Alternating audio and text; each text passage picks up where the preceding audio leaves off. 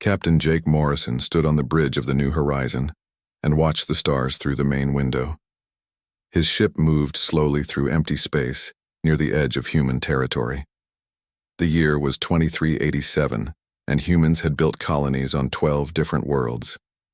Jake had been exploring space for 15 years, but he had never seen anything like what appeared on his screens today. Lisa Barnes sat at the communications station, and her face went pale. She turned to look at Jake with wide eyes. The signal on her screen showed something massive coming toward them. Ryan Clark checked his tactical display and shook his head. The object was bigger than any human ship ever built. Amy Foster looked up from her engineering station and confirmed what they all feared. This was not human technology. The massive ship dropped out of faster-than-light travel right in front of them. Jake had seen the biggest human battleships, and this alien vessel was at least 5 times larger. Its dark metal hull stretched for miles in every direction. Strange lights pulsed along its surface in patterns that hurt to look at. More ships began appearing around the first one until Jake counted over 200 alien vessels. Lisa received a transmission and put it on the main speakers. The voice that came through sounded like metal scraping against stone. It spoke perfect English, which surprised everyone on the bridge. The alien said his name was Admiral Vextar, and he represented something called the Galactic Dominion. He told Jake that humans would surrender immediately or face complete destruction. Jake asked for time to contact Earth, but the alien admiral laughed.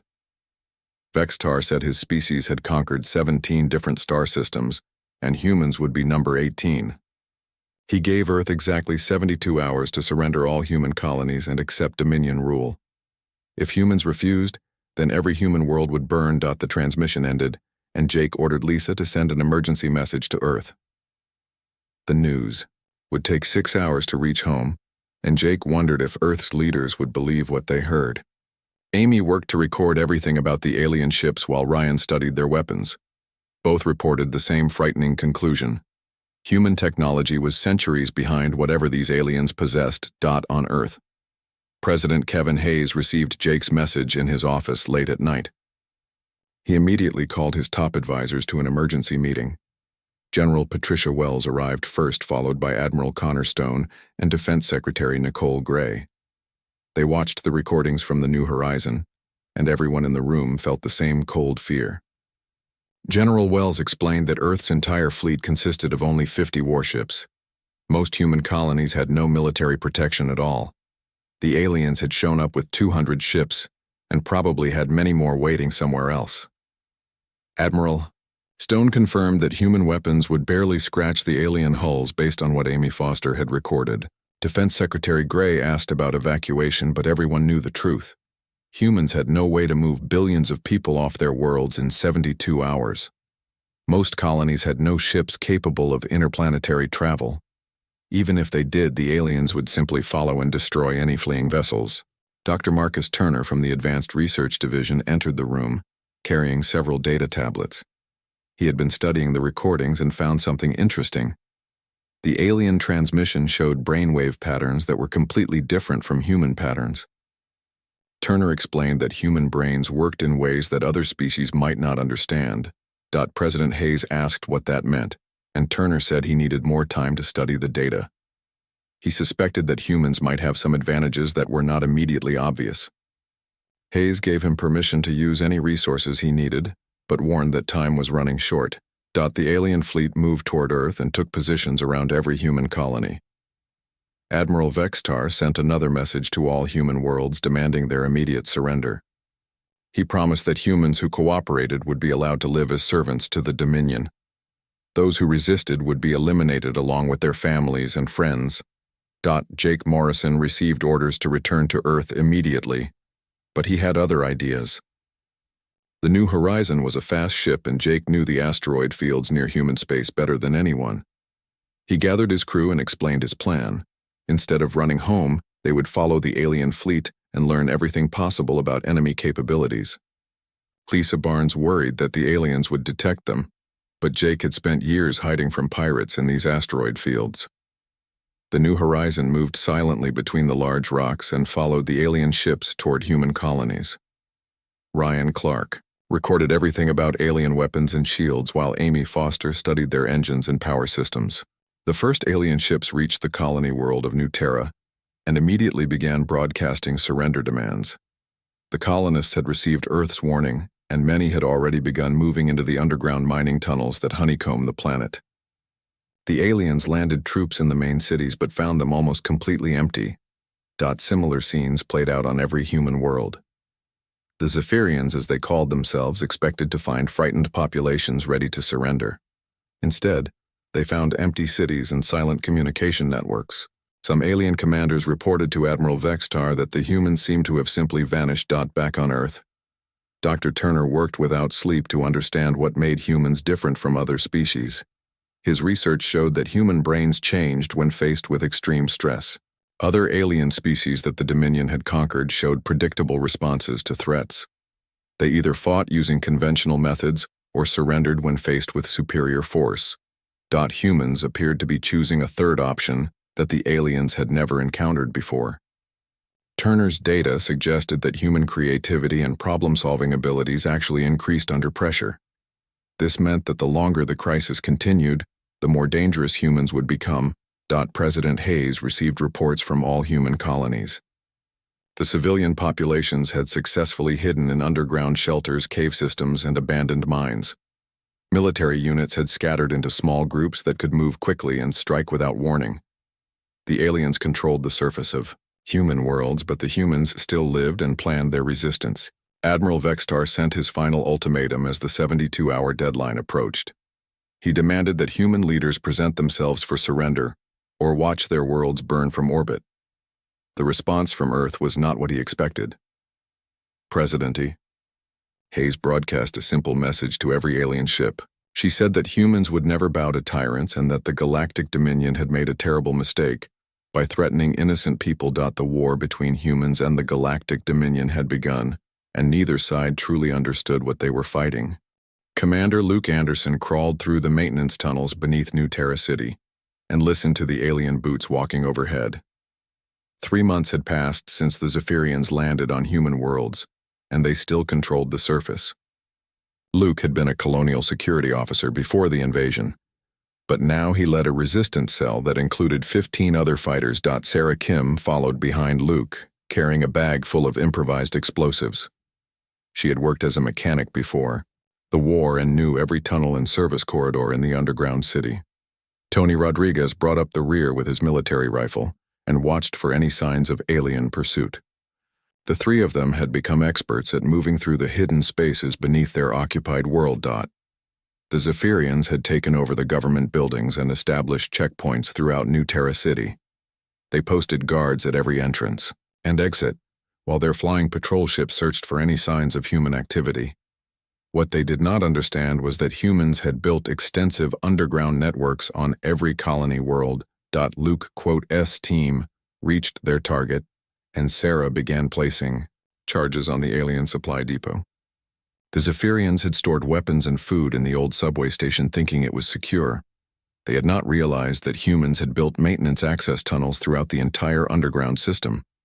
Sarah finished her work, and the three resistance fighters retreated through passages too small for the tall alien soldiers. The explosion destroyed 6 months' worth of supplies and killed 12 Zephyrian guards.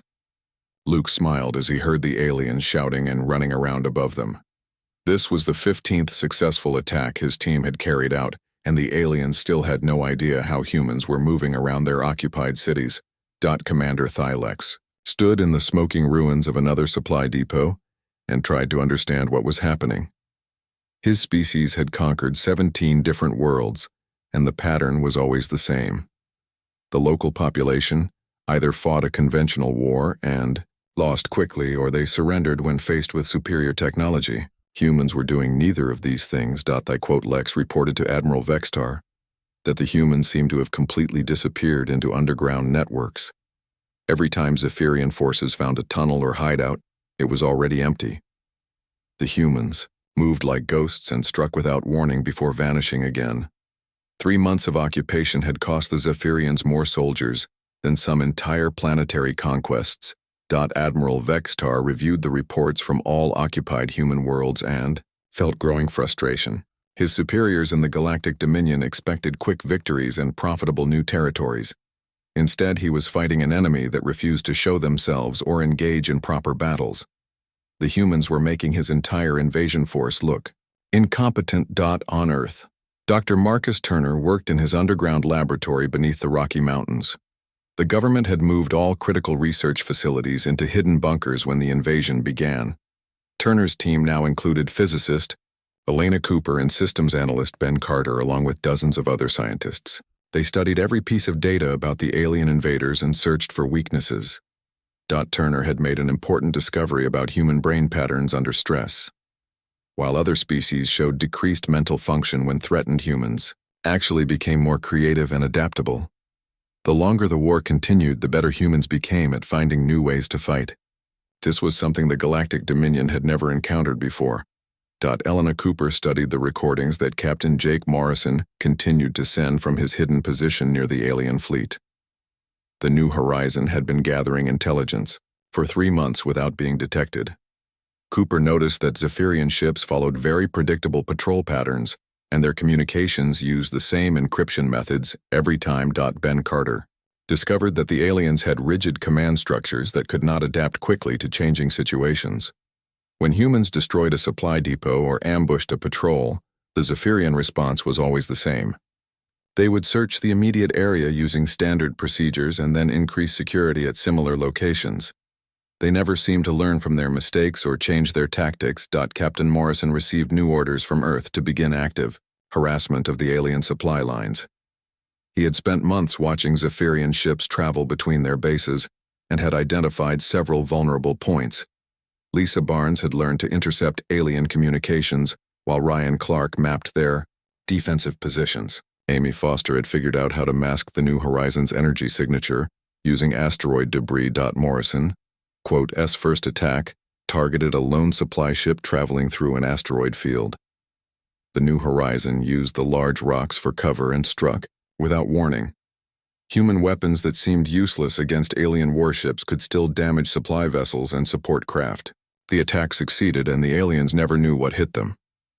Similar attacks began happening throughout human space as more resistance cells learned to coordinate their efforts. Luke Anderson's team on New Terra started sharing information with groups on other worlds. They discovered that the Zephyrians used the same tactics and made the same mistakes everywhere they went. Sarah Kim developed a new type of explosive using alien technology recovered from destroyed supply depots. The devices were small enough to hide in food packages or equipment containers, but powerful enough to destroy entire buildings. Tony Rodriguez trained other resistance fighters in guerrilla warfare techniques that took advantage of human size and speed. The Zephyrians began using increasingly brutal methods to force humans out of hiding. They took hostages from the few civilians they could find and threatened to execute them unless the resistance surrendered. Commander Thylex ordered his troops to destroy entire city blocks where attacks had taken place. The alien soldiers burned human homes and businesses, trying to terrorize the population into submission. These tactics had the opposite effect from what the aliens intended. Every act of Zephyrian brutality created more resistance fighters and made the survivors more determined to fight. Humans who had been hiding in underground shelters began joining combat units. Civilians who had avoided the war started building weapons and gathering intelligence for the resistance. Dr. Turner's research confirmed what the resistance fighters were experiencing in the field.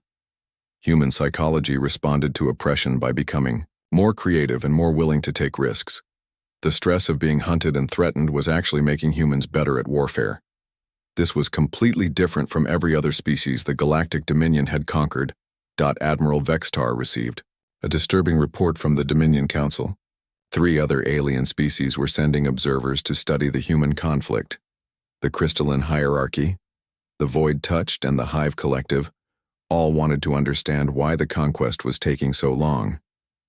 Vextar realized that his reputation and possibly his life depended on ending this war quickly. The Admiral ordered a massive offensive designed to crush human resistance once and for all. Every Zephyrian ship began bombarding suspected human hideouts while ground forces swept through the underground tunnels. Thylex led assault teams into the deepest parts of the human tunnel networks, determined to find and destroy the resistance. Leadership. Luke Anderson received warning of the coming attack from sympathetic humans who worked as translators for the occupying forces. He immediately began coordinating with other resistance cells to prepare for the Zephyrian offensive. Sarah Kim and Tony Rodriguez helped move civilians deeper underground while combat teams prepared to defend the tunnel networks. The battle for the underground began when Zephyrian troops entered the tunnel systems in force. They expected to find frightened humans hiding in simple caves. Instead, they discovered a complex network of fortified positions connected by passages that humans had been improving for months. Every intersection was a potential ambush site, and every corridor was a potential trap. Human resistance fighters used their knowledge of the tunnel systems to attack alien troops from unexpected directions. They would strike quickly, and then disappear into passages too small for Zephyrian soldiers. Luke Anderson's team destroyed 2 entire alien companies using nothing but improvised explosives and hit-and-run tactics. The underground war raged for 2 weeks, before Admiral Vexitar called off the offensive. He had lost over 3,000 soldiers and gained control of only a few empty tunnels. The humans had simply moved deeper underground and continued their resistance from new positions. Worse yet, the attacks had taught human fighters new tactics that they quickly shared with resistance cells on other worlds. Dr. Turner received reports of the underground battles and realized that humans were evolving their combat methods faster than the aliens could adapt. The Zephyrians were fighting the same war they had always fought while humans were creating entirely new forms of warfare. The longer the conflict continued, the more advantages humans would develop. Engineer Carlos Martinez crouched in the hidden workshop beneath the Mars colony and studied the alien energy shield generator he had salvaged from a crashed Zephyrian fighter. 6 months of war had taught humans to scavenge everything useful from destroyed enemy equipment. Carlos had spent weeks taking apart alien technology and trying to understand how it worked. Dr. Rachel Moore looked over his shoulder at the complex alien circuits and shook her head.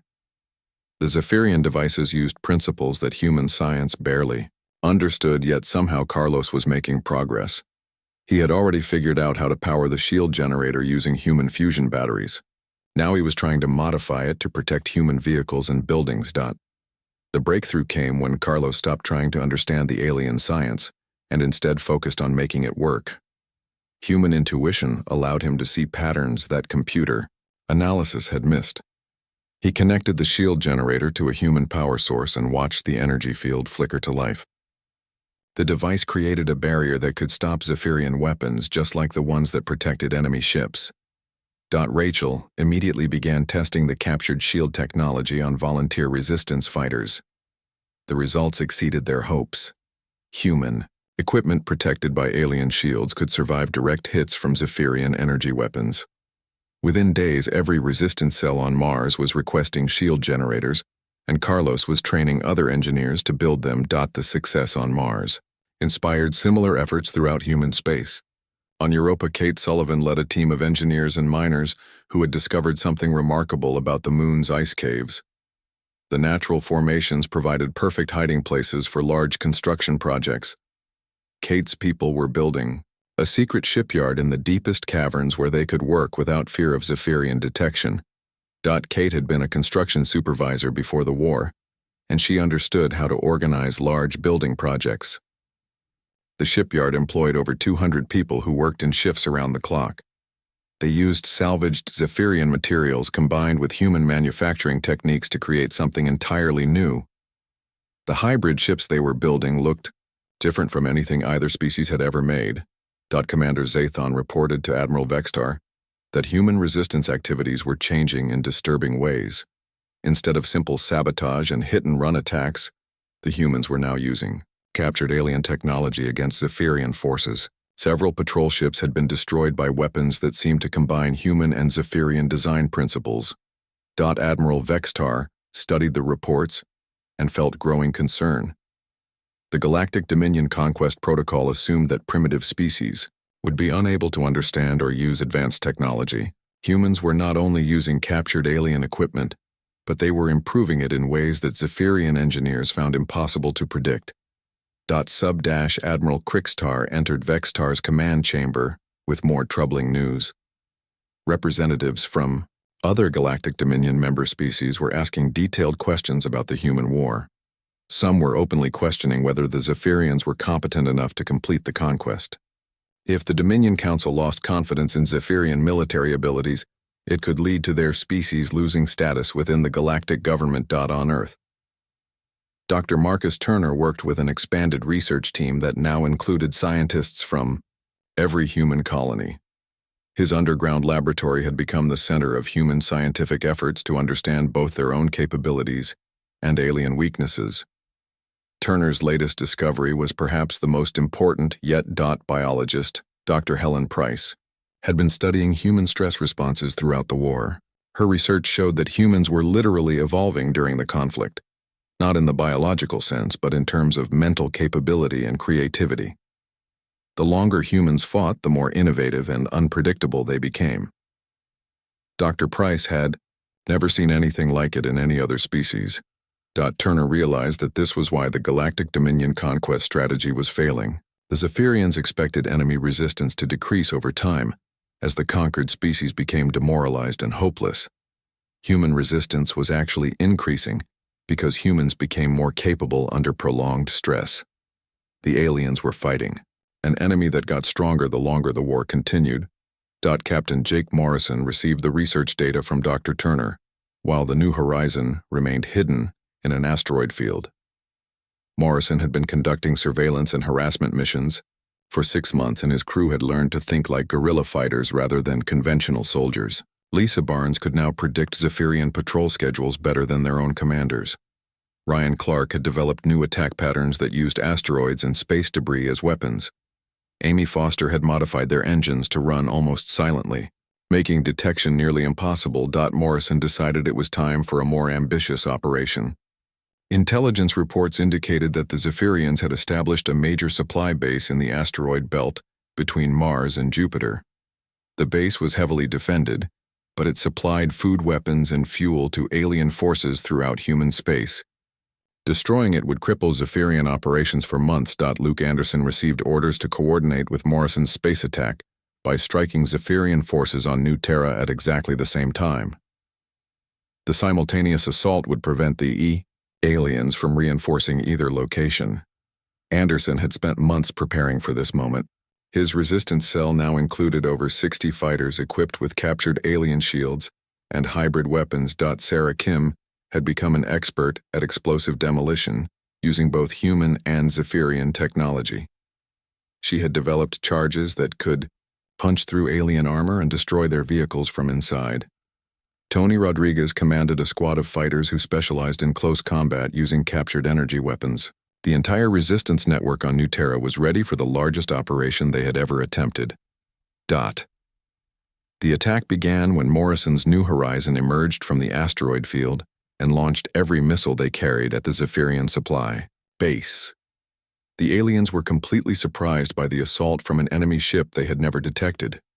Human weapons enhanced with captured alien technology proved far more effective than anyone had expected. At the same moment, Anderson's resistance fighters emerged from the underground tunnels and struck Zephyrian positions throughout New Terra City. Sarah Kim's demolition teams destroyed alien communications equipment, while Tony Rodriguez's squad captured an entire weapons depot. The coordinated assault overwhelmed Zephyrian defenses and achieved every objective within 2 hours. Commander Thylex tried to coordinate his force's response, but found that human attacks were happening too fast and in too many places at once. The resistance fighters would strike hard and then disappear before reinforcements could arrive. Every time his troops moved to defend one location, the humans would attack somewhere else. It was like fighting smoke or shadows. The success of the coordinated assault inspired resistance cells throughout human space to attempt similar operations. Groups that had been hiding and conducting small raids began working together on major attacks against Zephyrian infrastructure. The aliens found themselves fighting dozens of separate battles while trying to maintain control of their conquered territories. Admiral Vextar realized that the human war had entered a new and dangerous phase. The primitive species his forces had expected to conquer in days had become a sophisticated enemy, capable of using advanced technology against its creators. Worse yet, human tactical innovations were spreading faster than Zephyrian forces could adapt to them. Kate Sullivan's shipyard on Europa completed its first hybrid vessel and prepared for launch. The ship combined human design principles with captured Zephyrian technology to create something neither species could have built alone. It was smaller and faster than alien warships but carried weapons that could penetrate Zephyrian shields. More importantly, it was crewed by humans who had learned to fight without following predictable patterns. Dr. Turner received reports of the new hybrid ship and realized that humans had reached another evolutionary milestone in their war against the Galactic Dominion. They were no longer simply resisting alien conquest, but were beginning to match alien technological capabilities. The species that the Zephyrians had expected to enslave was becoming a peer competitor in advanced technology. The war was entering its second year, and both sides had been transformed by the conflict. The Zephyrians had learned that technological superiority alone was not enough to guarantee victory against an enemy that refused to follow conventional rules of warfare. Humans had discovered capabilities they never knew they possessed and were using them to turn the tide of battle. Admiral Vexitar received an urgent message from the Galactic Dominion Council. 3 observer species wanted to meet directly with human representatives to discuss the ongoing conflict. The Crystalline Hierarchy, the Void Touched, and the Hive Collective were all requesting information about human military capabilities and political intentions. The simple conquest that was supposed to expand Dominion territory had attracted the attention of powers that could threaten Zephyrian dominance of the galaxy. Captain Jake Morrison stood on the bridge of the rebuilt New Horizon and watched 12 human ships move into attack formation around him. 1 year had passed since the Zephyrian invasion began, and everything had changed. His vessel now carried weapons built from captured alien technology and shields that could protect against enemy fire. More importantly, his crew had learned to fight like no human military force in history. Captain Diana Ross commanded the hybrid battleship Defiance to Morrison's left, while Commander Peter Walsh led 3 fast attack vessels on the right flank. The entire human fleet consisted of ships that combined alien technology with human innovation. They looked strange compared to the sleek Zephyrian warships, but they were built by people who understood that survival mattered more than appearance. The target was a Zephyrian fleet base in the outer system that supplied enemy forces throughout human space. Intelligence reports indicated that the base held over 50 alien warships along with manufacturing facilities and supply depots. Destroying it would cripple Zephyrian operations for months and force Admiral Vexitar to withdraw forces from occupied human colonies. Morrison had learned that successful attacks against the aliens required tactics they could not predict or counter. Traditional naval warfare followed patterns that Zephyrian commanders understood. Human forces had to fight in ways that made no sense to alien military doctrine. This meant accepting casualties and taking risks that no conventional military would consider reasonable. Steve Parker led the fighter squadron that would spearhead the attack. He had been a civilian pilot before the war, but 12 months of combat had made him into something the Zephyrians called impossible. Parker flew attack runs that violated basic physics and survival instincts. His fighters would dive directly at enemy ships and pull away at the last possible second, while launching weapons at point-blank range. The human attack began with Morrison's fleet emerging from hyperspace directly above the Zephyrian base. This was tactically insane because it put them within range of every defensive weapon the aliens possessed. However, it also meant the enemy had no time to organize a coordinated response. Human ships began firing immediately while Zephyrian commanders were still trying to understand what was happening. Parker quote, S-fighters dove straight down at the alien fleet base and launched missiles at distances that guaranteed their own destruction. Half the human pilots died in the first 30 seconds of combat, but their sacrifice destroyed the base's shield generators and command centers. The surviving fighters pulled impossible maneuvers to escape the explosions, while continuing to attack any target they could reach. Captain Ross brought the Defiance into the middle of the enemy formation and began ramming Zephyrian ships while her crew prepared to evacuate. The massive hybrid battleship could survive impacts that would destroy smaller vessels, but only for a limited time. Ross used these precious minutes to destroy 3 enemy warships before ordering her people to abandon ship. Commander Walsh's fast attack squadron used hit and run tactics that the aliens found infuriating. His ships would appear suddenly launch, a devastating attack and then disappear before the Zephyrians could respond. Walsh had learned to use asteroid fields, debris clouds, and even solar radiation as weapons against enemy forces. His pilots fought more like pirates than military officers, but their methods were devastatingly effective. Admiral Vextar watched the battle from his flagship and tried to understand how primitive humans were destroying his most advanced warships. The enemy tactics made no tactical sense, yet they were working. Human pilots were dying at terrible rates, but they accomplished their missions before being killed. Human ship commanders would sacrifice their vessels to destroy single Zephyrian targets. The battle raged for 6 hours before Morrison ordered the surviving human ships to withdraw. They had lost 8 vessels and over 300 crew members, but the Zephyrian base was completely destroyed. More importantly, the aliens had learned that humans could now build fleets capable of challenging Dominion forces in open combat. On New Terra, Commander Luke Anderson led the largest resistance operation in the war's history. 2,000 human fighters emerged from underground tunnels and attacked every Zephyrian installation on the planet simultaneously. Anderson had spent months coordinating with resistance cells across the globe to ensure perfect timing. Sarah, Kim's demolition teams destroyed alien communication networks within the first hour of fighting. Without reliable communications, Zephyrian commanders could not coordinate their forces or call for reinforcements from orbit. Tony Rodriguez led assault groups that captured enemy weapons depots and turned alien equipment against its former owners. The resistance had evolved far beyond simple guerrilla warfare. Anderson's forces moved and fought like a professional army that happened to be operating from underground bases. They used captured alien vehicles and weapons alongside human innovations to create combined arms tactics that confused and overwhelmed enemy defenders. Commander Thylex found himself fighting battles on 6 different continents while trying to maintain control of orbital space above New Terra. Every time he moved troops to suppress one rebellion, another would begin elsewhere. The humans seemed to anticipate his every move and always had forces positioned to exploit Zephyrian weaknesses. Dr. Marcus Turner emerged from his underground laboratory with the most important discovery of the war. His research team had finally understood why humans were so effective against the Galactic Dominion. Every species the aliens had conquered possessed predictable behavioral patterns that allowed Zephyrian commanders to anticipate enemy actions. Humans were different because they combined individual creativity with collective coordination in ways no other known species could match. Turner S data showed that human military effectiveness increased exponentially under pressure. While other species reached peak performance and then declined, humans continued improving throughout extended conflicts. The Zephyrians were literally fighting an enemy that became more dangerous every day.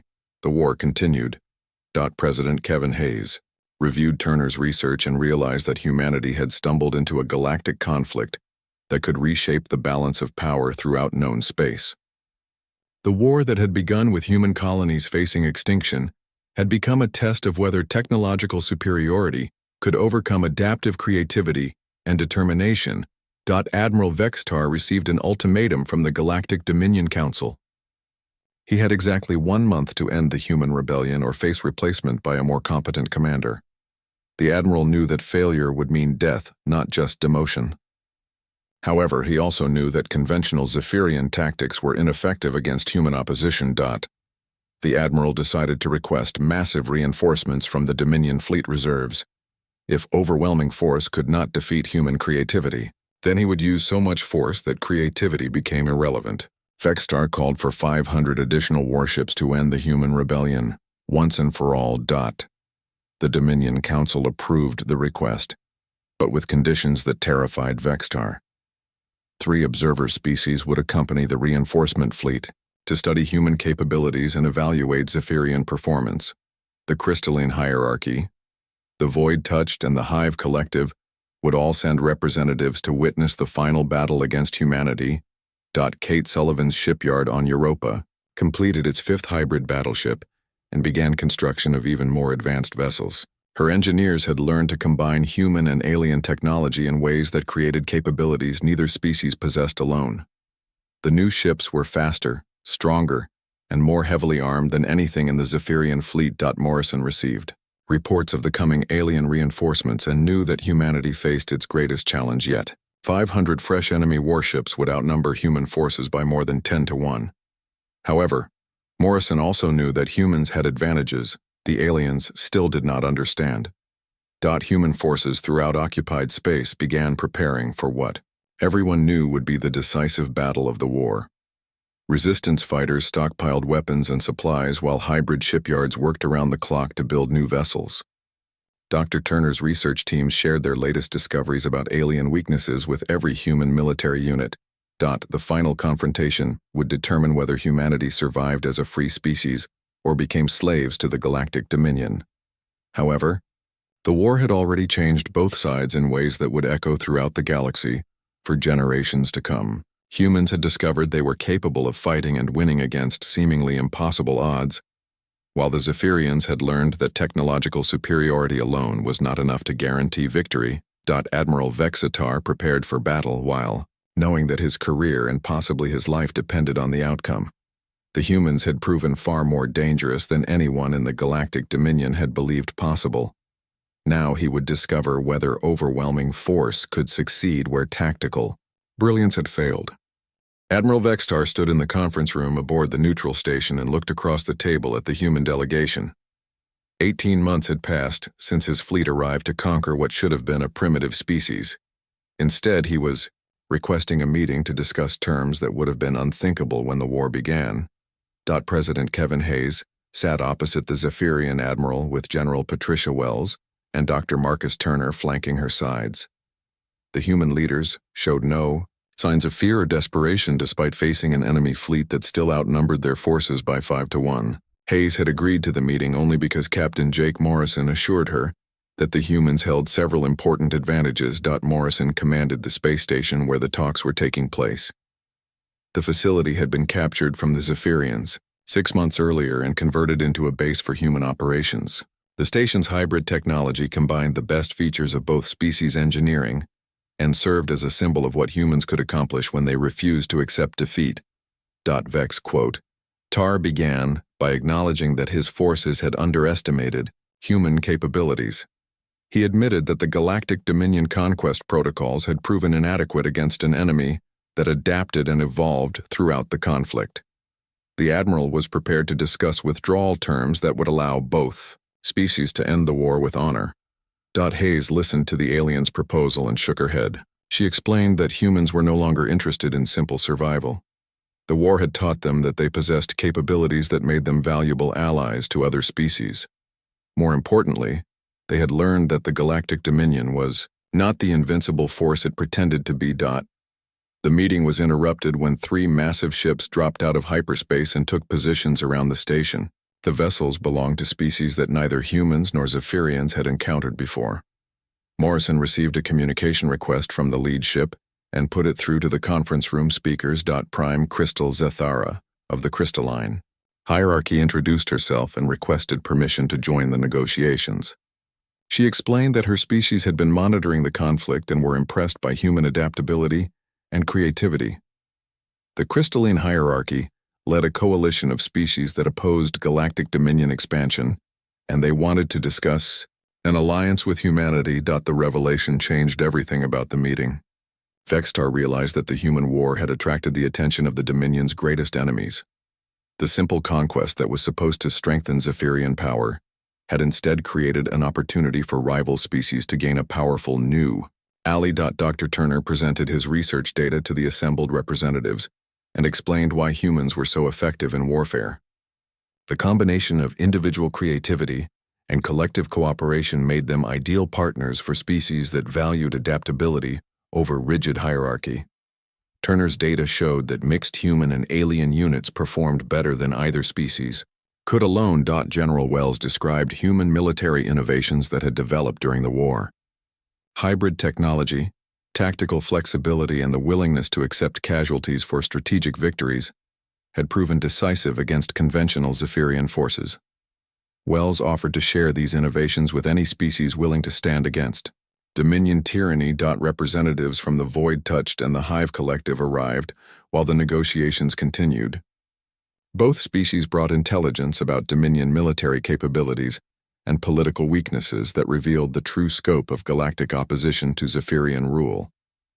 The war that had begun as a simple conquest had become the catalyst for the largest rebellion in galactic history. Admiral Krikstar entered the conference room and requested permission to speak with his superior. The pragmatic Zephyrian officer had concluded that continuing the war would result in his species' complete destruction. Krikstar had served the Dominion for 20 years, but he could see that the political situation was changing in ways that made victory impossible. Krikstar quietly informed Vextar that over half the Zephyrian fleet commanders were ready to defect if offered reasonable terms. The war had cost too much and achieved too little for most officers to maintain loyalty to the Dominion hierarchy. More importantly, many Zephyrians had come to respect human courage and innovation during 18 months of combat. Admiral Vextar faced the most important decision of his career. He could return to the Dominion and face execution for his failure to conquer humanity. Alternatively, he could defect with his entire fleet and provide the Rebel Alliance with detailed intelligence about Dominion capabilities. The choice would determine not only his personal survival, but the future of his entire species. The Admiral chose defection and immediately began sharing critical information about Dominion military positions, supply lines, and political vulnerabilities. His intelligence allowed the Rebel Alliance to plan coordinated strikes against Dominion strongholds throughout the galaxy. Vextar's betrayal of his former masters ensured that the rebellion would have the information needed to succeed.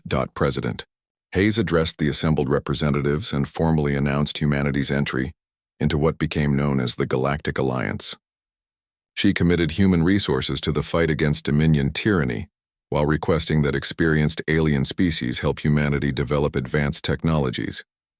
The partnership would benefit all members by combining their unique strengths. Captain Morrison received command of the first mixed species fleet in galactic history. His task force included human hybrid vessels, crystalline hierarchy crystal ships, void-touched stealth craft, and defected Zephyrian warships. The combined fleet possessed capabilities that no single species could match and represented the future of galactic warfare. The Alliance's first major operation targeted a Dominion fortress system that controlled 3 important hyperspace routes. Morrison's mixed fleet used human tactical innovations combined with alien technologies to achieve complete surprise. The attack succeeded because Dominion commanders had no experience fighting enemies that combined multiple species capabilities. Commander Luke Anderson found himself training alien resistance fighters on worlds throughout the galaxy. His experience with underground warfare and guerrilla tactics proved invaluable to species facing Dominion occupation. Anderson's methods helped liberate 6 worlds in the first year after the Alliance formed. Sarah Kim became the chief engineer for hybrid technology development, while Tony Rodriguez established training programs for mixed species military units. Both humans discovered that their wartime innovations could be adapted for peaceful purposes, including improved manufacturing techniques and enhanced communication systems. Kate Sullivan's shipyard on Europa became the prototype for Alliance manufacturing facilities throughout the galaxy. Her engineers worked with alien specialists to develop new classes of vessels that incorporated the best features of multiple species technologies. The hybrid ships became symbols of cooperation, replacing the old paradigm of technological dominance. Dr. Turner headed the Interspecies Research Council and studied how different species could work together most effectively. His research showed that diversity of thought and approach created better solutions to complex problems than any single species could achieve alone. Turner's work became the foundation for Alliance scientific cooperation. 5 years after First Contact, Earth had become the strategic planning center for the largest rebellion in galactic history. The species that Zephyrian forces had expected to conquer in days had instead become the catalyst for galactic revolution. Human colonies that had faced extinction were now launching expeditions to liberate other worlds from Dominion control. President Hayes stood before the Galactic Alliance Council and reflected on humanity's incredible journey from victims to leaders. She reminded the assembled representatives that freedom required constant vigilance and that cooperation between diverse species created strength that tyrants could never overcome. The war between humanity and the Galactic Dominion had ended, But the larger conflict for galactic freedom continued. Human innovation combined with alien wisdom and technology was proving unstoppable against forces that relied on intimidation and overwhelming power. The alliance grew stronger each year as more species chose cooperation over domination. Admiral Vextar commanded a rebel fleet that included many of his former subordinates. The Zephyrian officer who had once served the Dominion now fought to free worlds from the same tyranny he had once enforced. His transformation from conqueror to liberator symbolized the changes that war had brought to the entire galaxy. Captain Morrison looked out at the stars from his flagship bridge and smiled. The same space that had once seemed empty and hostile now teemed with allies and friends from dozens of different worlds. Humanity had learned that they were not alone in valuing freedom, and that courage could overcome any technological advantage when combined with wisdom and cooperation. The message was clear throughout the galaxy. Any force that underestimated human determination and adaptability would make the same mistake the Zephyrians had learned too late. Humans would never bow to tyrants, and their example inspired others to stand up for their own freedom.